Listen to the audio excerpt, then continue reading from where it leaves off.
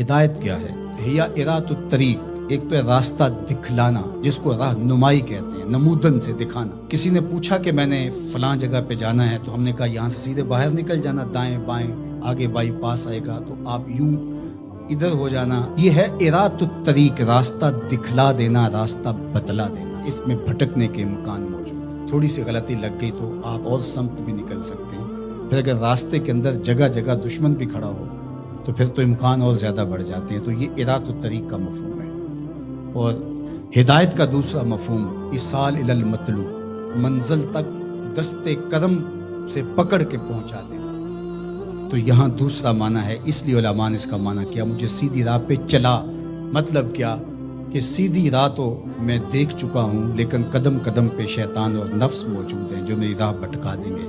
مالک تو دستے کرم بڑھا اور مجھے منزل پہ پہنچا دے۔ اللہ اکبر۔ تو یہ ہے ایصال الی المطلوب، تو ہدایت کا یہ مفہوم۔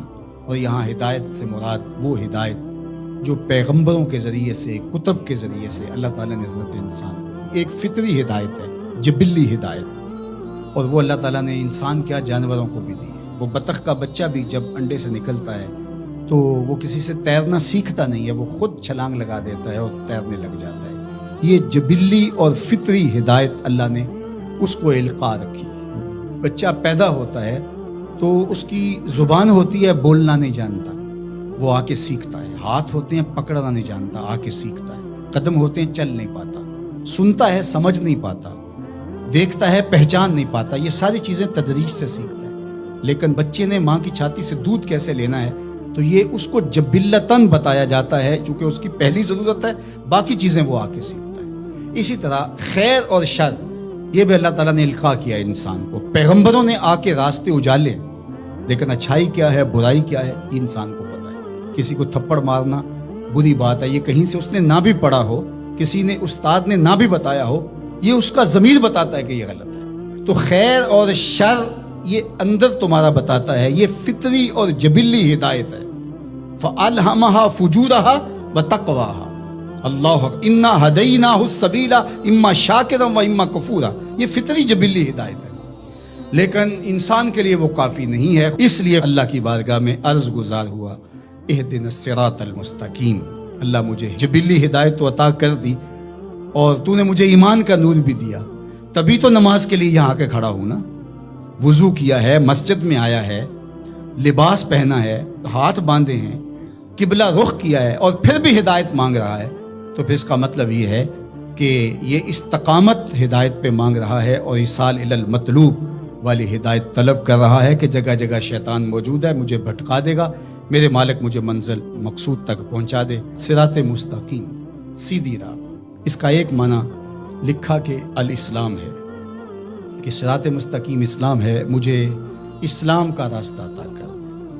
دوسرا معنی اس کا بیان فرمایا کہ انہو کتاب اللہ تعالی، اس سے مراد کتاب الہی ہے، قرآن مجید ہے، کیونکہ قرآن سے سیدھا کوئی راستہ ہو نہیں سکتا۔ ان ھذا القرآن یہدی للتی ہی اقوم، یہ وہ راستہ دکھاتا ہے جو بالکل سیدھا ہے۔ قرب قیامت کے فتنوں کا ذکر جب ہوا تو حضرت علی نے حضور سے پوچھا کہ حضور پہ بچنے کی صورت کیا ہے، تو برجستہ کہا اللہ کی کتاب قرآن مجید۔ تیسرا معنی انہ الطریق الہادی الی دین اللہ تعالی، یہ اللہ کے دین کی طرف جو راستہ ہے، وہ راستہ اللہ کے حضور اتنی تمہید کے بعد مانگا گیا تاکہ میں خیر کی راہوں پہ رہوں اور میری مدد نصرت مالک تیرے کرم پہ رہے۔ یہ حضرت عبداللہ ابن عباس رضی اللہ تعالیٰ عنہ کا قول ہے، اور فرماتے ہیں کہ یہ وہ راستہ لا عوج فیہ، جس میں کوئی ٹیڑھا پن نہیں ہے، مستقیم بالکل، اور یہ اعتدال کا راستہ ہے، نہ افراط کا راستہ نہ تفرید کا راستہ، یہ بالکل معتدل راستہ ہے۔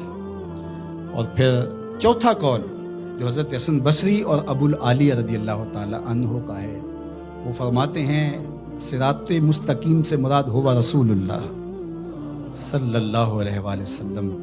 کہا کہ نمازی نماز میں کھڑے ہو کے ہاتھ باندھ کر کے کہتا ہے مالک مجھے محبوب کی دہلیز نصیب کر دے، مجھے محبوب کی چوکھٹ نصیب کر دے، کیونکہ اگر یہ در نصیب ہو گیا تو خدا کا گھر نصیب ہو گیا۔ بخدا خدا کا یہی ہے در، نہیں اور کوئی مفر مکر، جو وہاں ہو یہیں آ کے ہو، جو یہاں نہیں وہ وہاں نہیں۔